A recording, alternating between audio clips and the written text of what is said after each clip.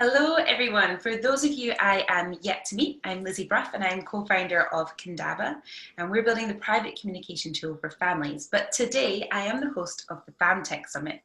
We're really lucky to be an amazing community of parents, siblings, cousins, grandparents, and we're all interested in learning more about family and technology.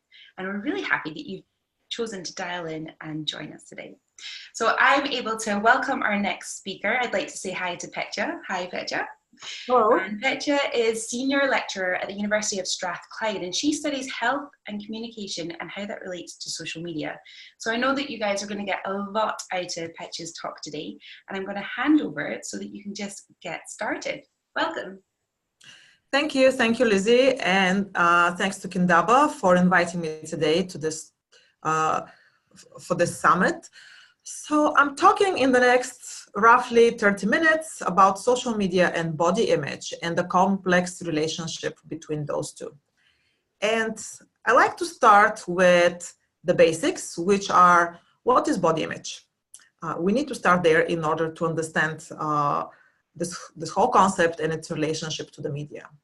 So body image encompasses our thoughts, feelings, and behaviors about our physical shape, size, and appearance. It's not just about how people feel about themselves, but it also relates to how we behave towards our bodies. And body image can be expressed both consciously or unconsciously. We're not always aware of our own feelings towards our bodies. But more importantly, body image is influenced from things in our surroundings by the socio-cultural environment that we live in, historical, biological, and individual factors. And so this is very important. And to continue talking a little bit more about this, I've come up with this graphical representation where you can see body image is at the very bottom of this pyramid. Whether you're a young man or a young woman, body image starts with the individual and with their self-identity. But it's not just a factor of one's own experiences and one's own psychological mindset. It's also a factor of one's family relations, family environment, and peers. And it's also above that is the level of influences from the mass media, from social media, marketing, and advertising. And all that fits under the umbrella of culture. Okay, and so that's the invisible umbrella culture that we're not really aware of, and we only become aware of when we move from one culture, from our own culture to another. We start realizing those differences. But I'm going to focus today on the level of media and social media marketing and advertising, because that's the level really that affects the levels beneath that, family and peers and self-identity.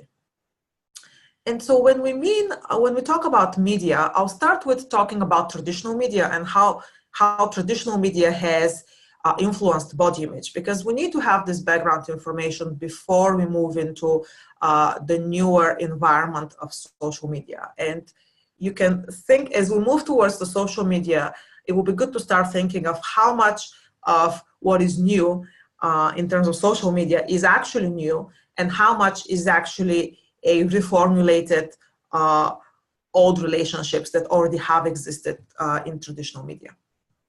So on any given day, our young people are exposed to pretty much this type of content when it comes to their bodies. Okay, so anytime you walk past a media, a place that sells magazines and newspapers, you're gonna get the day's range of this type of content. Okay, so lots of slim, Caucasian, hairless bodies on display. Okay, so a steady diet of this type of content.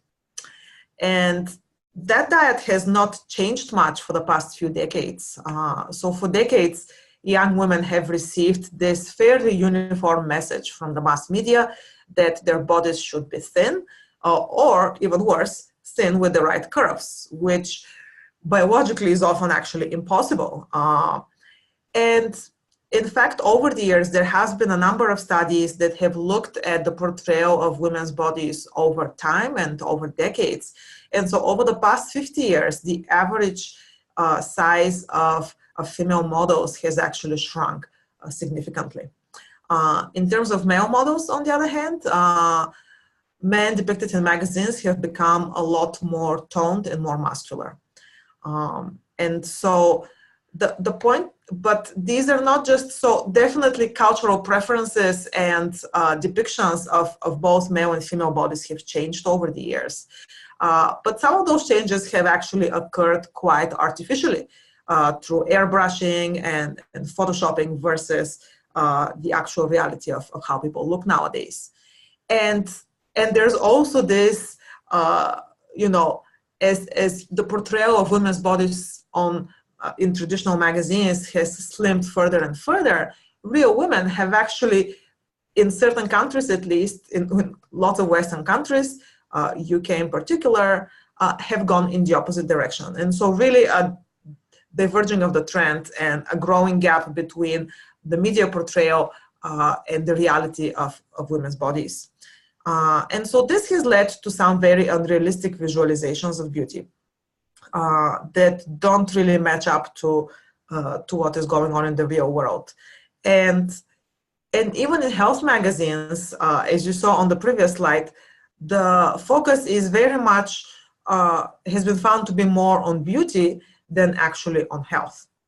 Okay, so appearance is valued a lot more than health, even in health magazines. Does this matter, and why does it matter? You'll be right in assuming that it matters, since I'm talking about this. And it matters because of this, because there's been, so research not only has studied how women's bodies are portrayed in the mass media, but also the various effects of those portrayals. And so there have been, the effects have been fairly consistent over time, and they have been linked to concerns over body image. And so this comparison to these unrealistic images that idealize a thin body and a thin beauty ideal have been shown to lead to feelings of inadequacy, independent of actually how those women look, independent of their actual body weight or size.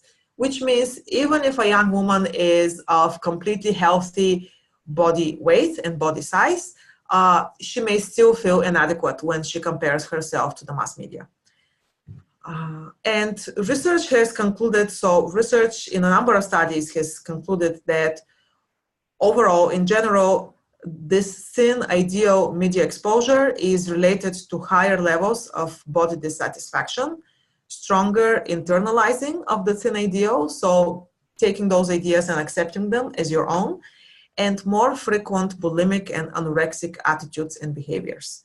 So you can see how this internalization and this portrayal is now moving into affecting our actual behaviors. Body image issues also have been shown to raise the risk of developing low self-esteem, depressive episodes, and even obesity. And just so you don't think that this is just out there in the research world and without real life application, I'm going to show you this example from last year from a major study that was conducted internationally on the top, and that measured young girls' self-esteem and a range of other psychological aspects around the world. And so they studied 5,000 girls between the ages of 10 and 17 in 14 countries. The UK was one of those countries.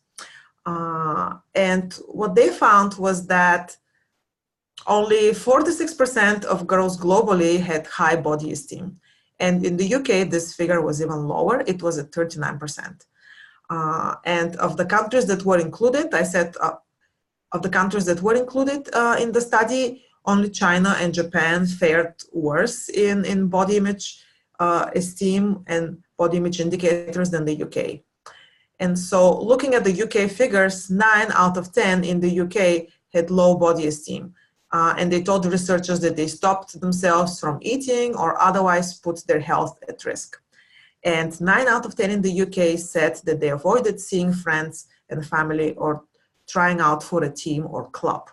So you see already this second sentence is particularly disturbing, because you see already how these young girls, the way that they feel about their bodies now affects how they behave with friends and family, so with their social networks offline, and also even in participating in sports, which in itself has an effect on their mental health. So I hope you can start seeing this vicious circle that has the potential to start developing. And I really liked this quote from the story that I pulled out and I wanted to share with you, from Dr. Philippa Diedrichs, who is one of the preeminent researchers of body image in the UK. And she was the lead author of the study. And she said, we need to change the social and cultural environment directly, so that girls are not judged on their looks and are not held back from getting a seat at whatever table they want, be it in the boardroom or in parliament, because of body image concerns. Okay, and so body image, as I hope is clear already, goes way beyond the body and affects really lots of aspects of our psychological and physical well-being. So this is kind of the background that I wanted to bring in, that has to do with traditional media and body image, and how young people have lived so far in a traditional media environment. And now we bring into this environment social media. And the question now, which I want you to think about for a second, is, does bringing in social media make things more or less complicated, better or worse? You have your answer? Well, if you thought that things become more complicated with the introduction of social media, you would be correct. And I'm going to talk about that for the rest of this presentation, of how things actually become lots more complicated when we throw social media into the mix as well. So what we have currently is an increasing use of social networking sites as platforms for self-expression, self-definition, and positioning. So we have this rise of selfie culture, as some have called it.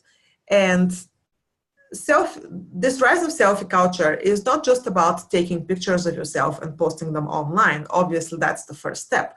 But things are a lot more complicated than that, because they very often relate to this ideal of, and this goal of many young people, to present themselves and their bodies in this ideal physical way. Okay, so you're not just taking a selfie of yourself and putting it online, you're also trying to look perfect. Okay, and so lots of young people go to great lengths to make themselves look perfect online. That sometimes involves, the very basic form of that is taking, say, a dozen selfies and choosing one of them. So that's something that probably every one of us does nowadays, is being very highly selective of the content, of the images that we share of us online. Some young people go further by using actual software that enhances their pictures and airbrushes them and photoshops them to an extent on their phones before they post them online.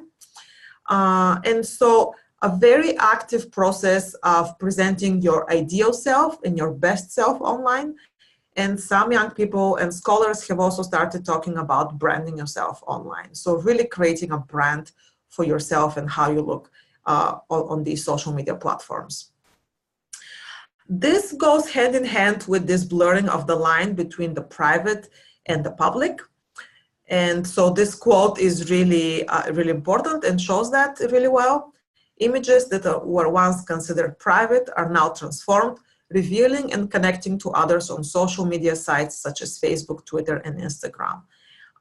And so, this connects very much to, say, concepts like the beach body, for example. And so, the nakedness that we see in the beach body that used to be preserved for the actual beach or for situations of high intimacy, those situations are now transformed and broadcasted on Instagram, for example. And so that's one case study of how these boundaries have blurred between the private and the public. Again, so on Planet Selfie, as you can expect, a huge emphasis on visual images and on selfies in particular. This little graph that I have found, which I'm sorry that it only dates up to 2014, but it's actually the latest one I could find. But it really shows, even though it's a little bit dated, it does show the skyrocketing of the creation and consumption of visual content and of images. And so this is the environment that young people live in today, the planets that they inhabit today online. What does that have to do with body image? Actually, a lot. And so this first sentence here comes from a study that examined photo-based activity online, like sharing photos, commenting on photos, and how that related to body image. And so the study found that these photo-based activities actually linked to body image disturbances. The remainder of this slide comes from my own research on Facebook, where I found that, so I studied time that was spent on Facebook and how that related to various aspects of body image.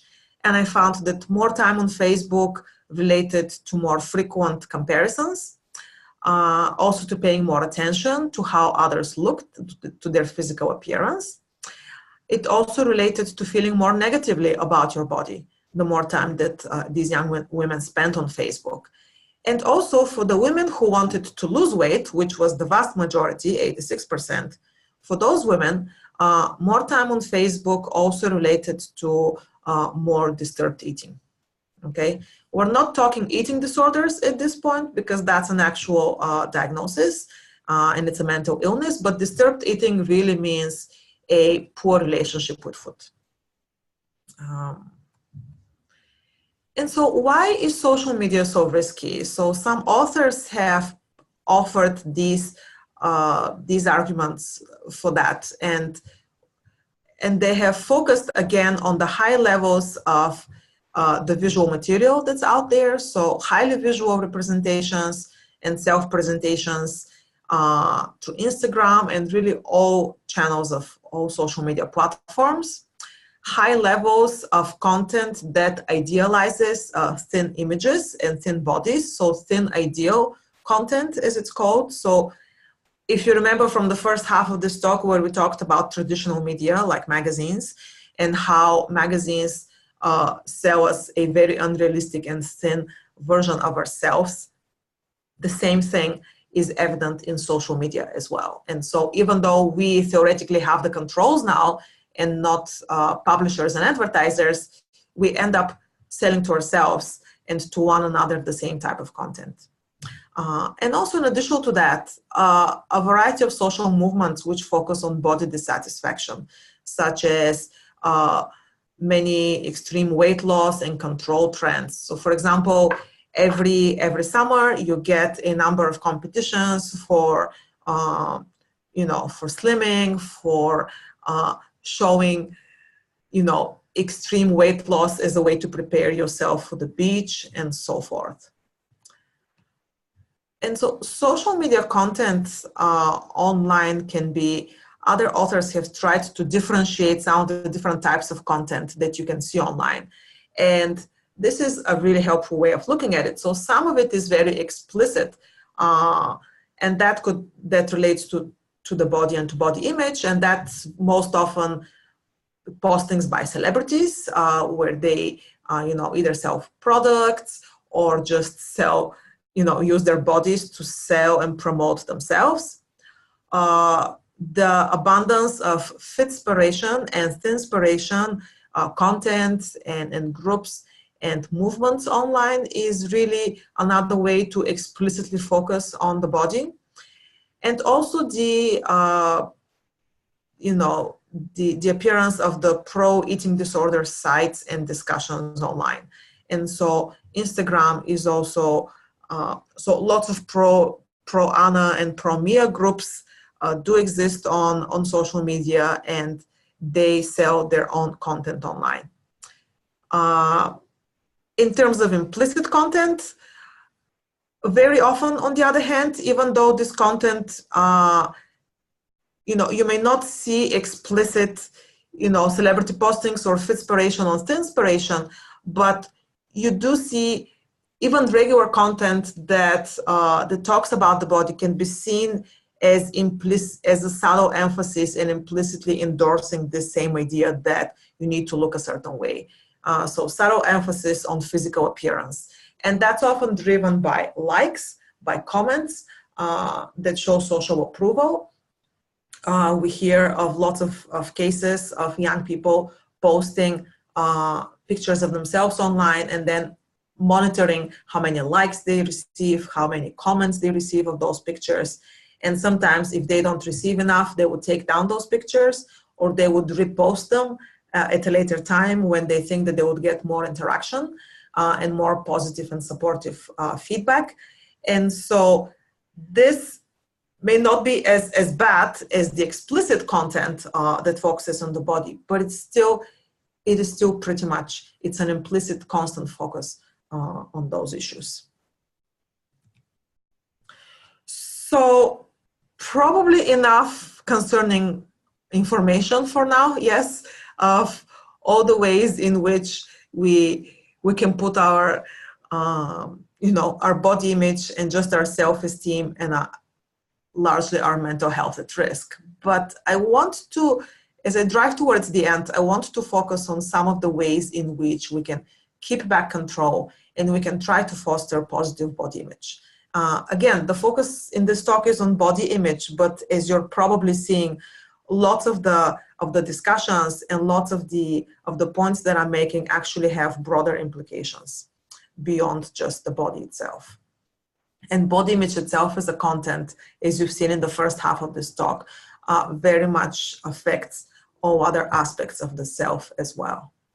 So what can you really do and what can you try to do to work towards a more positive body image environment in your family, with your daughters, nieces, nephews? I have to include the nephews. Actually, recently, young men have been getting increasing attention in terms of the body image problems that they themselves are experiencing. But to date, still the majority of the attention is focused on young women, but definitely the same rules, the same talk applies to both young men and women. So one of the first things that you can do, and this comes back to the first half of the talk that had to do with traditional media, is try to foster media literacy, okay? So studying traditional media and how that affects body image has been done for quite a few decades. And the follow-up of those studies was actually a number of interventions that had to do with increasing the media literacy of young people, which means enabling young people to recognize when content in traditional media is not constructive or when it is enhanced and faked in a way. And so really trying to build an understanding in young people of how the traditional media works, why it is selling us these unrealistic enhanced images of young women, how that has to do with the culture of consumerism, with the culture of buying, and with our overall culture that we live in. And so that media literacy has been found to support young people's resistance and resilience against these messages about the ideal body. That same media literacy can be applied to an extent to social media. I'm not aware yet of specific programs and interventions that have done that, but I'm hopeful to be part of such a program in the very near future. It's time, we also have to shift the focus a little bit into family and peers and emphasize their really great influence on this dynamic. So if you remember from the second slide with the little inverted pyramid, and you notice that above the individual is the level of family and peer influence. And so families and peers have been found to be very strong moderators of the relationship between the self and the media, which means that families and friends can strengthen or weaken the media's influence on a person's body image. So if parents and friends talk about how media messages in social media or in traditional media are unrealistic, how they're harmful, how they don't support our well-being, then that does have an effect in weakening that media influence on the self. On the other hand, if families and friends subscribe to the same normative ideals and the same thin body ideals that the media is already selling, then that would strengthen the effects of the media. Here is the point about working towards social media literacy. So really helping young people to realize that, first of all, social media communication is just one aspect of our social world and of the social circles that we live in. Social media communication really is an extension of real life, but which means there's also life beyond social media. And that, I think, has to be, it cannot be emphasized often enough sometimes. Another aspect that really needs to be emphasized is trying to dispel this myth of the realism on social media. So this idea that I talked about earlier, that what you see on social media is actually as real as it would be in real life.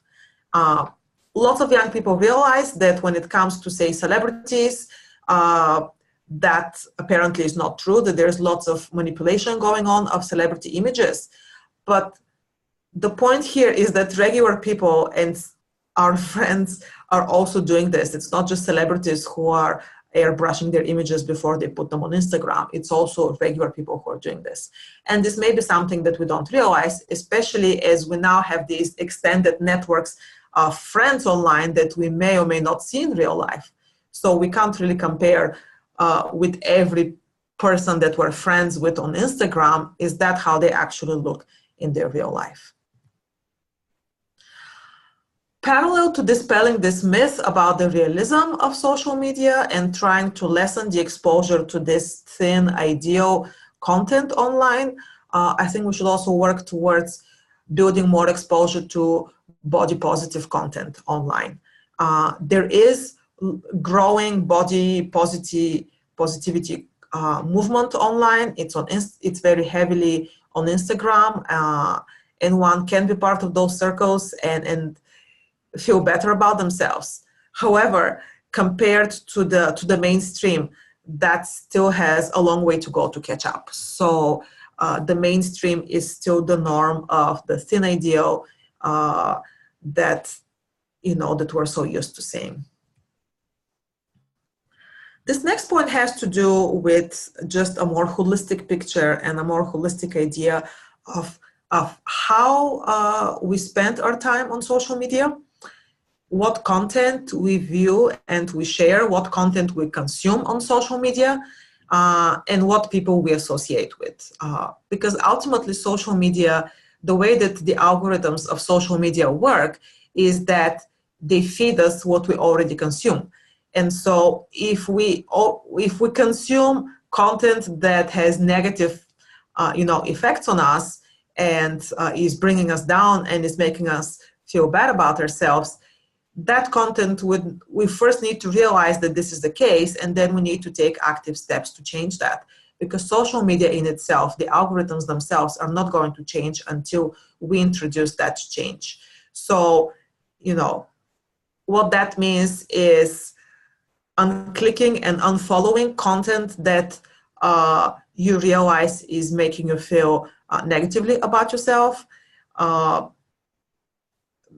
Establishing, unfollowing again and not being friends or follow with people that bring negativity about their bodies or just about life in general on social media and so forth. That does require probably for some people extensive cleansing of their friends list and the content that they follow. But once that is done, the change of content will slowly begin to happen, and you can see more positive content coming in. or any type of content that you really, the new content that you want to see more of. The bottom line here really is that the user is in control. So in social media, more than in any other type of media, the user is in control. But very often that perspective is lost when you get inundated with a flurry of tweets or a flurry of Instagram postings. We forget that we are each one of us is the ones that drive our own social media experience. This next point I really want to emphasize, and I think is really important, be real. So a big part of this, really of the challenges of how we look online and how we present ourselves online has to do with the fact that we're not being real, that we enhance our images, that we try to look our most perfect, we try to be our most perfect selves online instead of our real selves. So try to be real online, not slimmer, not prettier, not more muscular for men, but just the real you with the real pictures of yourself. Some celebrities are already starting to do this. There's been a number of campaigns recently of celebrities without makeup or celebrities without airbrushing and so forth. But this is still the exception rather than the norm. And so it's still seen as something very new and different rather than just being part of real life and who they actually are. Don't compare yourself to others on social media. This is a big one, and I know it's easier said than done, but actually constant comparisons are one of the most important psychological mechanisms that drive this negative influence on our body image. This is how we make ourselves feel bad for the most part, is by constantly comparing ourselves to others online. How do we stop doing that is another question in itself, and probably another talk altogether. But first of all, realizing that we're doing that is the first big step. And finally, taking a break from social media. So sometimes the best thing to do is to just step away and introduce a little bit of a boundary between our real physical world and our social world, and that can very often bring a much needed perspective. And so finally, I want to finish with this little graph that shows all the ways in which we can work towards establishing a positive body image for ourselves. And so what you can see the reference here from the authors that talk about this. What we mean by positive body image is not just the absence of negative body image, it's not just not hating yourself and your body, but it's actually really loving yourself and appreciating your own body. And you can see all the different levels of love and appreciation that are part of this holistic concept. So positive body image is built on inner positivity. That's where you really start. On a broadly conceptualized beauty. This is what we've been talking about this whole time, of these narrow standards of what is beautiful and what is not. So size 2 to 4 is beautiful and size 12 to 14 is not. These are the narrow concepts that go against the inclusiveness and the diversity of beauty that we see nowadays. And so a broadly conceptualized beauty feeds into this whole concept of positive body image. Body appreciation, so really not just accepting your body and loving it, but appreciating it for what it is. And a very important box here at the bottom, filtering information in body protective way. And so even people with positive body image they cannot escape the narrow and prescriptive and negative messages about our bodies that we're all exposed to. Okay, they are very much exposed to the same thing as well. It may be in smaller amounts because they've done probably the necessary adjustments of their social media life, but they still get those messages as well. Nobody is immune to them. There's no bubble to hide into. But the point is that they manage to filter those out. And even even though they're exposed to these messages, they still manage to have this protective shell of and to filter out those negative images and to keep the body positive image of themselves intact. And so this is something that is worth working towards and fostering in ourselves and the people around us really on a daily basis. So thank you so much for listening to me. If you want to continue the conversation, we can get in touch online on Twitter. I often post stories and I enjoy talking about these issues on a daily basis, so you can find me there. And thanks for having me, Kindaba, again on this great occasion. Thank you.